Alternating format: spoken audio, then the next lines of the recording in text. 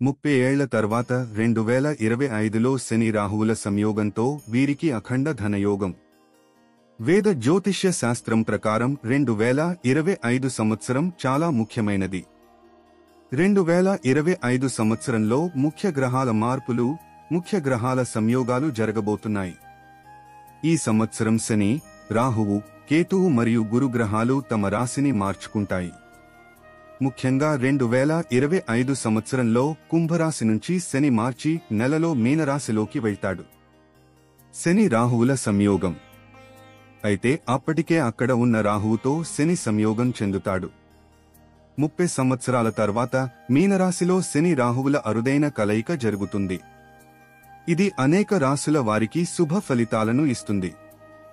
శని, రాహువుల కలయిక కారణంగా కొన్ని రాశుల వారి పంట పండుతుంది. ఆ రాశులు ఏమిటో ఇప్పుడు తెలుసుకుందాం. మేష రాశి. మీనరాశిలో శని, రాహువుల సంయోగం కారణంగా మేషరాశి వారికి జాతకం నక్కతోక తొక్కినట్టు మారుతుంది. రాహువు మేషరాశిలో 12వ స్థానంలో శనితో కలుస్తాడు. దీంతో వీరు ఆర్థికంగా బలోపేతంగా ఉంటారు. ఈ సమయంలో కొత్త పనులను ప్రారంభిస్తే కూడా శుభం జరుగుతుంది. ఈ ఏడాది చివరి వరకు మేషరాశి వారికి ఆర్థికంగా ఇబ్బందులు ఉండవు. వైవాహిక జీవితం కూడా సంతోషదాయకంగా ఉంటుంది. ఇది మేషరాశి వారికి అదృష్టకాలం. వృషభరాశి. మీనరాశిలో శని, రాహువుల సంయోగం కారణంగా వృషభరాశి వారికి బాగా లబ్ధి జరుగుతుంది. రాహువు వృషభ రాశిలో 12వ స్థానంలో శనితో కలుస్తాడు.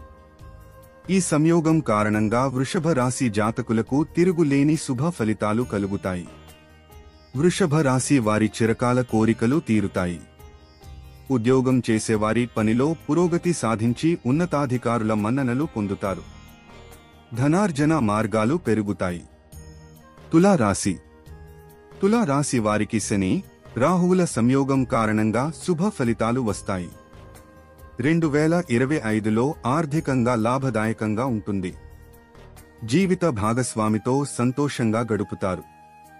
దాంపత్య జీవితం చాలా ఆనందంగా సాగుతుంది. వ్యాపారంగంలో ఉన్నవారు మంచి అవకాశాలను చేజిక్కించుకుంటారు. ఈ సమయంలో సుఖంగా రాజభోగాలతో తులతూగుతారు. కుటుంబ జీవితం బాగుంటుంది. ఇది తులారాశి వారికి సంపదలను ఇచ్చే సమయం.